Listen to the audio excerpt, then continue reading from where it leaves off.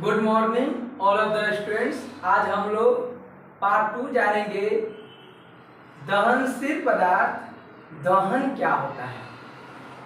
अब हम लोग जानेंगे दहन क्या है। तो दहन किसको कहेंगे?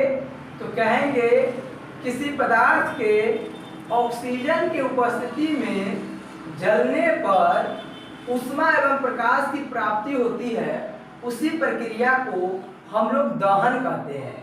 अब दहन के बारे में जानेंगे, क्या कहेंगे? दहन किसको कहते हैं लिख लेते हैं। तो कहेंगे किसी पदार्थ के कंबंशन, COMBUSTIO कंबंशन, कहेंगे किसी पदार्थ के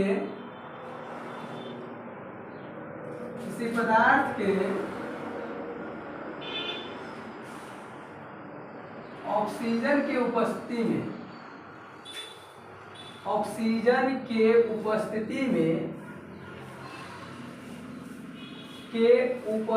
में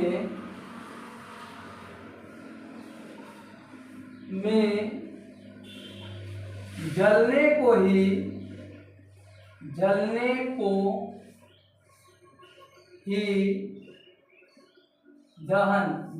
को ही दहन कहते हैं।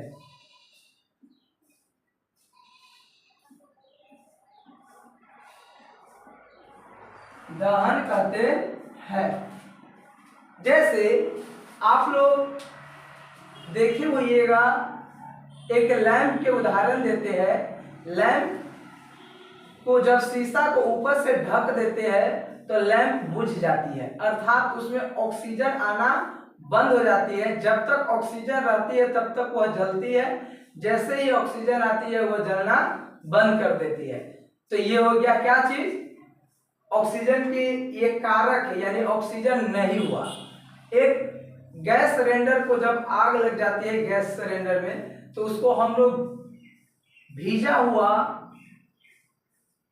चट्टी जो होता है उससे हम लोग ढक देते हैं तो बंद बुझ जाती है। इसका मतलब है कि ऑक्सीजन का संपर्क उससे टूट जाती है। तो ये हुआ क्या है? ये ऑक्सीजन के अनुपस्थिति हुआ। और एक और उदाहरण आप लोग को देते हैं। जैसे मान लीजिए पेट्रोल पंप पर आप लोग अग्निशामक फायर करके लिखा हुआ रहता है, तो उसमें क्या रहता है कि सोडियम बाइकार्बोनेट, कार्बन डाइऑक्साइड और ऑक्सीजन वातावरण में रहती है। तो उसको जब ओपन करते हैं तो CO2 उसमें अधिक मात्रा में निकलती है। जो CO2 आग के ऊपर ऐसे जमा हो जाती है, और उस जमा होने के बाद उसमें क्या होती है? परत बन जाती है CO2 के, जिसमें ऑक्सीजन आना बंद हो जाती है, इसलिए आग बुझ जाती है। तो हम लोग जानेंगे, क्या जानेंगे? ये जान गए। जैसे एग्जाम्पल में दहन हो गया। अब हम लोग जानेंगे दहन क्या है। जैसे एग्जाम्पल में आप लोगों को देते हैं, जब कार्बन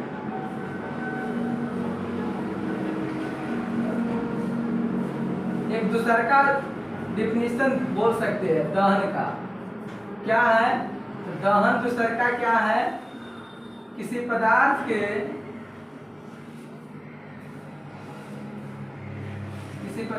के ऑक्सीजन के उपस्थिति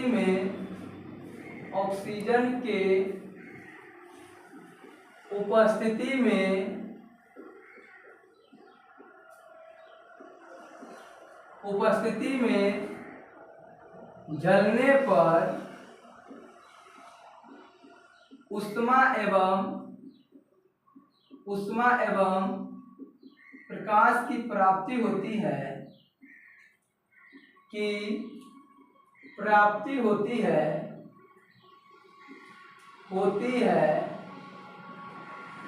उसी प्रक्रिया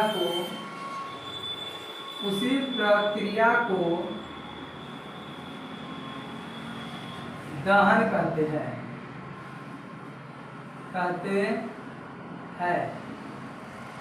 जैसे बतलाते हैं, जब कार्बन ऑक्सीजन की उपस्थिति में जलती है तो कार्बन डाइऑक्साइड, ऊष्मा और प्रकाश की प्राप्ति होती है। तो इसमें ऊष्मा भी प्राप्त हुआ और प्रकाश भी प्राप्त हुआ। जब कार्बन यानी C ऑक्सीजन के उपस्थिति में, ऑक्सीजन के उपस्थिति में, ऑक्सीजन मतलब O2 के उपस्थिति में जलती है तो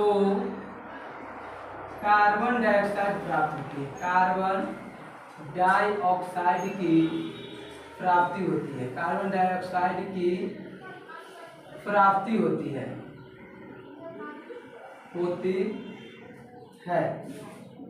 कहने का मतलब कार्बन ऑक्सीजन की उपस्थिति में जला तो CO2 की प्राप्ति हुई।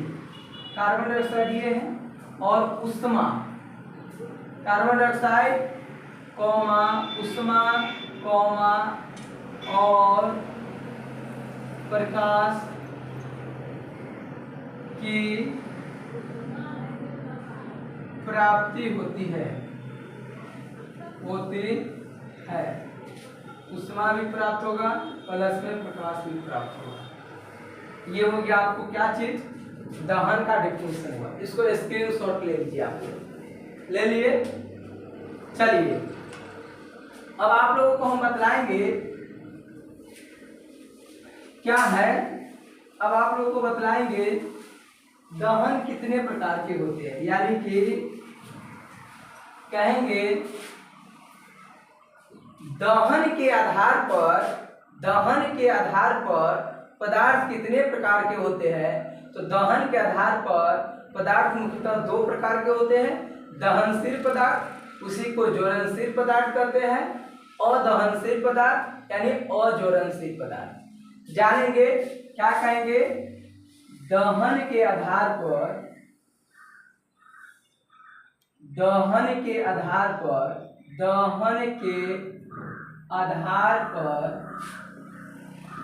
पदार्थ कितने प्रकार के होते हैं, पदार्थ कितने प्रकार के होते हैं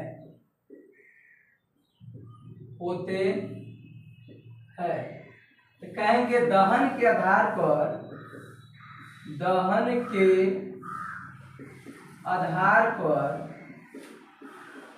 पदार्थ मुख्यतः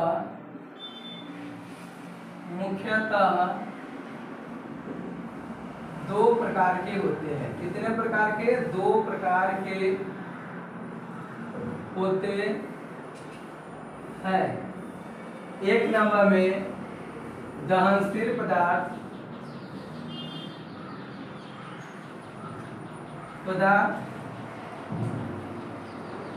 इसी को कहते हैं ज्वलनशील पदार्थ।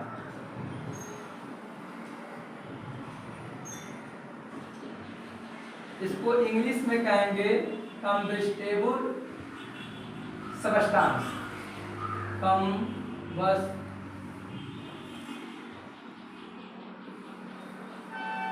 सबस्टेंस।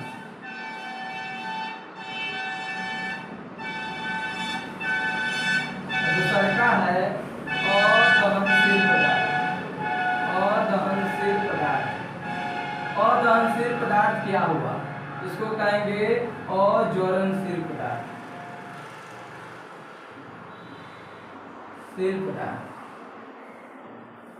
ये क्या होता है, यानी नॉन कंबस्टेबल सबस्टेंस। सुनिए, एक होता है अति ज्वलनशील पदार्थ, वो बहुत तेजी से आग पकड़ देती है। तो हम लोग दो ही जानेंगे, क्या है, अज्वलनशील दहनशील पदार्थ लिख के रखें। इसको आप लोग स्क्रीनशॉट ले लीजिए या लिख लीजिए।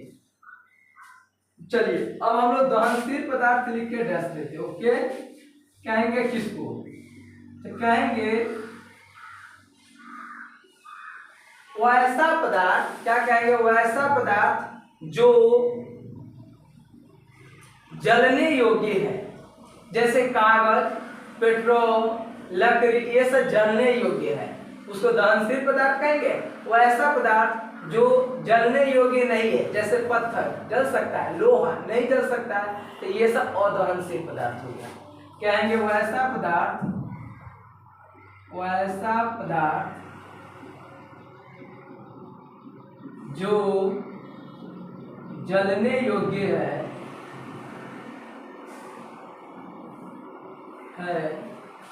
उसे दहनशील पदार्थ कहते हैं।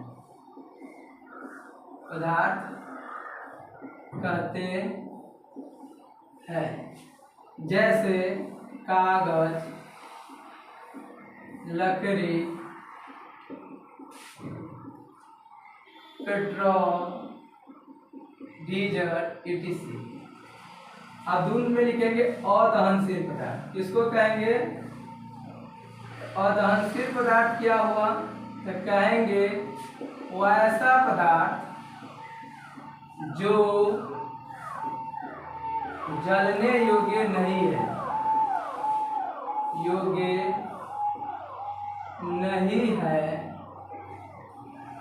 उसे अदहनशील पदार्थ कहते हैं।